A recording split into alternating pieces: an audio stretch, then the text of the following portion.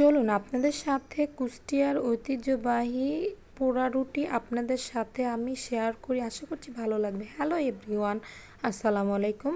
আশা করছি আপনারা সবাই ভালো আছেন, আমরাও ভালো আছি। আর ওই তো ফার্স্টে বনরুটিটি আমি নিয়ে নিচ্ছি। কুষ্টিয়ার ঐতিহ্যবাহী পোড়া রুটি আজকে আপনাদের সাথে শেয়ার করব। আমার ভিডিওটা আশা করছি আপনাদের ভালো লাগবে, আর দেখতে থাকুন। প্রথমে আমি বানরুটিগুলো নিয়ে নিয়েছি। বানরুটির উপরে আমি কনডেন্স মিল্ক মেখে নিব।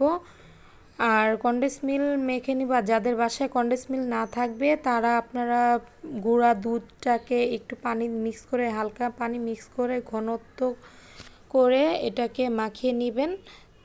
দেন আমার ঘরে ছিল কনডেন্স মিল্ক, তাই আমি কনডেন্স মিল্কটা উপর দিয়ে মাখিয়ে নিলাম। সেটাকে মাখিয়ে তারপরে আমি পুরাতে চলে যাব। আর যারা যারা আমার ভিডিওটা দেখছেন অবশ্যই লাইক কমেন্ট শেয়ার করবেন, আর আমার চ্যানেলটাকে সাবস্ক্রাইব করে দিবেন আশা করছি। আর দেখতে থাকুন খুলনার ঐতিহ্যবাহী পোড়া রুটি।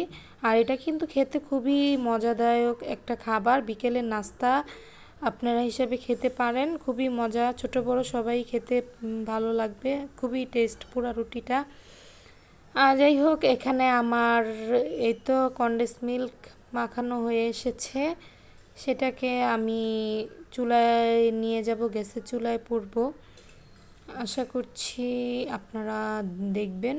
আর এই তো পুরোটা আমার 3টা বানরুটির মধ্যে আমার মাখানো হয়ে এসেছে। আর এখানে আমি চা বসিয়ে দিয়েছি। আর এই তো ছুরির ভিতরে এটাকে আমি ঢুকিয়ে নিচ্ছি। ঢুকানোর পরে এটাকে ভালো করে আপনারা কনডেন্স মিল্কটা মাখিয়ে এই তো পুড়ে নেবেন। খুব কম আছে, না হয়তো পুড়ে যাবে আপনার রুটিটা। এটাকে ধিম চুলায় পুড়তে হবে, আস্তে আস্তে কালার আসবে। আর এই তো দেখছেন আমারটা কীরকম কালার এসেছে। আর বেশি পুড়ে গেলে তিতা লাগবে। যাই হোক, আমার এক একটা করে বানরুটি আমার 3টা পুরা হয়ে এসেছে। রুটিগুলো অল্প আঁচে ছেঁকে নেবেন, তাহলে বেশি না বেশি পুড়ে গেলে তিতা খেতে লাগবে। আর আমি একটু হালকা করে গুঁড়ো দুধ ছিটিয়ে দিচ্ছি, যাতে দেখতে খুবই ভালো লাগে আর খেতে তো খুবই মজা।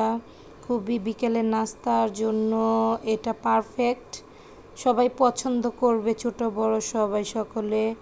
আর আমি এখানে চা আমার হয়ে এসেছে, সবাই খায় মালাই চা দিয়ে।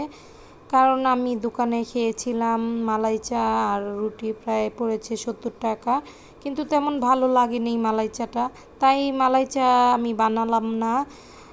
হ্যাঁ, সামান্য দুধ চা আমি বানিয়ে নিলাম। খুবই মজা হয়েছিল খেতে।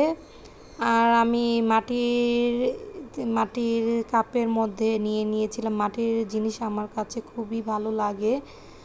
আর কুষ্টিয়ার বিখ্যাত পোড়া রুটি তো মাটির মধ্যে নিলেই খুবই টেস্টটা বেড়ে যাবে, সেজন্য আমি মাটির চায়ের কাপে নিয়ে নিয়েছিলাম চা, আর মাটির প্লেটে নিয়ে নিয়েছিলাম রুটি। খুবই টেস্ট হয়েছিল, বাইরের থেকে ঘরেই বানানো বেস্ট আমি মনে করেছিলাম।